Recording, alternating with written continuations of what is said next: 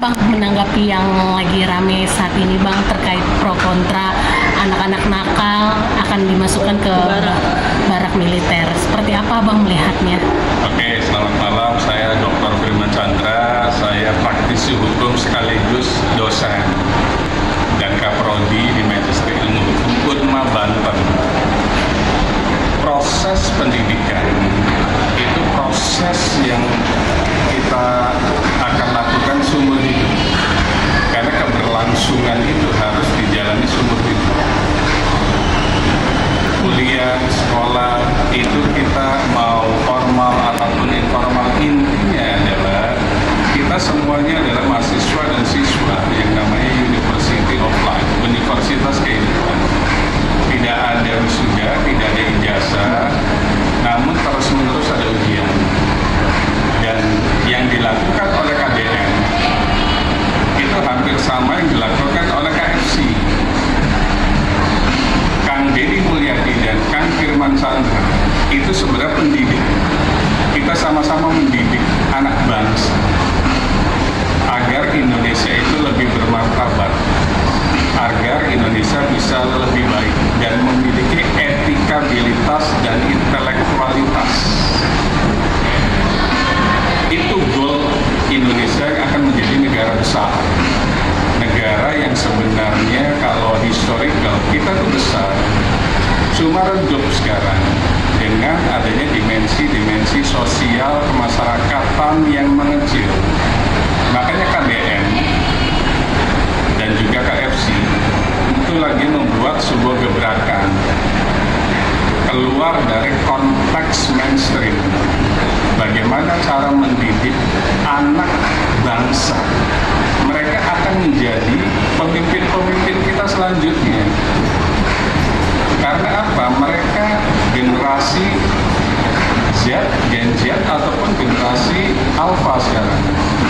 Dan suatu saat mereka akan menjadi pemimpin kita semuanya. Nah, disitulah KDM melihat bahwa jangan sampai ada kesenjangan. Jangan sampai ada sebuah hal yang membuat anak bangsa ini runtuh sebelum Indonesia kuat.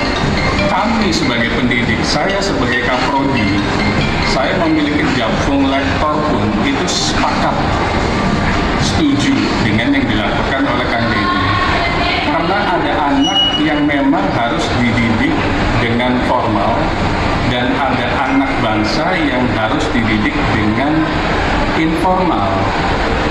Barak militer itu bukan konteks hukuman. Barak itu adalah proses pengejawatan merubah karakter bangsa yang tadinya mungkin banyak preman, banyak pang, yang mungkin secara masa depan kurang baik, dididik untuk menjadi lebih baik, melewati sebuah tempat yang namanya barak sekolah kemasyarakatan, sekolah karakter.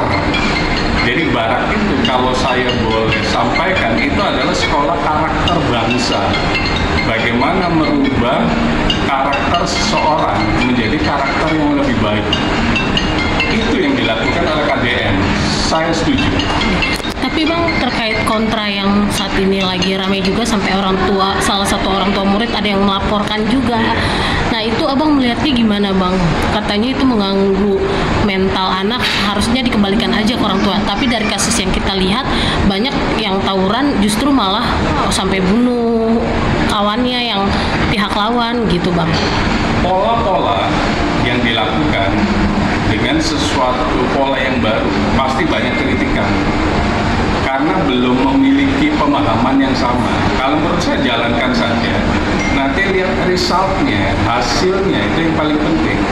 Jadi KDM ini menyiapkan sebuah fundamental kehidupan bagi anak-anak yang tidak patut menurut masyarakat tidak oke, itu dia akan meluruskan bahwa anak itu sebenarnya semuanya hebat, tapi ada di tempat yang salah. Nah, KDM meluruskan di sini. Jadi barak militer adalah sekolah pendidikan karakter bangsa Indonesia. Nah, tadi kan sempat yang ada yang kontra ya Bang. Untuk yang pro-nya sendiri sampai viral, Kang Deddy ada yang malas mandi itu seperti apa Bang? Positifkah atau seperti itu? Kalau menurut saya adalah sebuah efek domino, sebuah efek yang baik gitu loh, bahwa ada jargon gitu bagi anak-anak yang nggak mandi, anak-anak yang nggak mau sekolah, anak-anak yang senang jajan, anak-anak yang tidak nurut sama mama papanya. Pak Deddy datang loh, Pak Gubernur datang loh, itu sebenarnya sebuah jargon saja, tapi disitulah kekuatan filosofisnya. Artinya anak yang masih balita pun umur 5 tahun, di bawah 5 tahun itu sudah memiliki kesepemahaman bahwa kalau gubernur datang, Anda itu akan dididik gitu. Jadi kalau menurut saya biarkan saja. Makanya sekarang lapor Pak Deddy, nah, gitu kan, itu luar biasa. Jadi lanjutkan, ada anggaran, nggak ada anggaran, saya pikir itu harus dilanjutkan. Karena proses mendidik anak itu seumur hidup, karena kita tuh menyiapkan bangsa dimulai dari anak-anak. 20 tahun, 30 tahun lagi, semua pemimpin akan meninggal, mungkin. Nah, yang menggantikan siapa? Anak-anak yang usia 15 tahun sekarang, anak-anak yang usia 20 tahun. Itu yang menggantikan kita-kita semuanya. Jadi jangan patahkan harapan mereka, jangan patahkan semangat dan mimpi mereka untuk menjadi pemimpin kita selanjutnya. Gen Z dan Gen Alpha, semangat. Anda sudah memiliki pemimpin besar yang sudah menyiapkan fundamental jembatan agar Anda menjadi besar juga.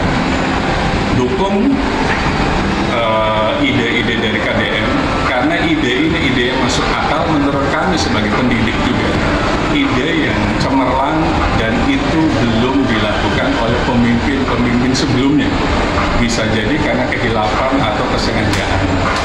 Kang Deddy dan Papa Ara, Kang Deddy bersama KFC, Kang Firman Chandra juga. Saya sebagai pendidik di sisi lain terharu. Kok bisa punya ide yang out of the box, ide yang kita nggak kepikiran. Saya sebagai pendidik saja, yang punya jantung lektor saja, itu nggak kepikiran.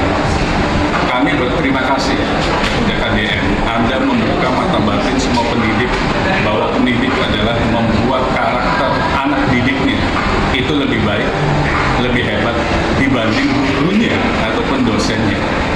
Lanjutkan agar Indonesia lebih cerah, Indonesia lebih kuat, dan kita harus menjadi bangsa mandiri karena memang kita negara hebat, negara yang kuat. Kang Deddy, Gunung Padang, saya sepakat itu harus dibuka, harus dipugar, karena itu adalah membuka mata batin kita bahwa Sundaland, bahwa Gunung Padang itu adalah sejarah besar yang mungkin ditutup oleh pemimpin-pemimpin besar seluruh dunia. Kita negara hebat, karena Pulau Jawa adalah nyawa bagi semua masyarakat yang ada di seluruh Indonesia.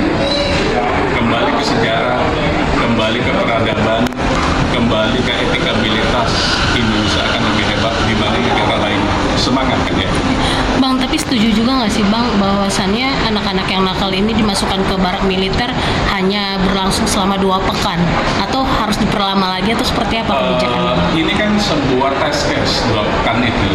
Sebenarnya kalau mau dibuat sebuah gagasan kurikulum, kalau menurut saya sih jangan cuma 2 pekan. Betul-betul sekolahnya di sana. Misalnya anak SMP yang katakanlah nakal, SMP kelas 2, kelas 3. Nah di sana mata pelajarannya apa? Misalnya ada matematik, ada kewiraan, atau PMP, ada Pancasila dan lain-lain.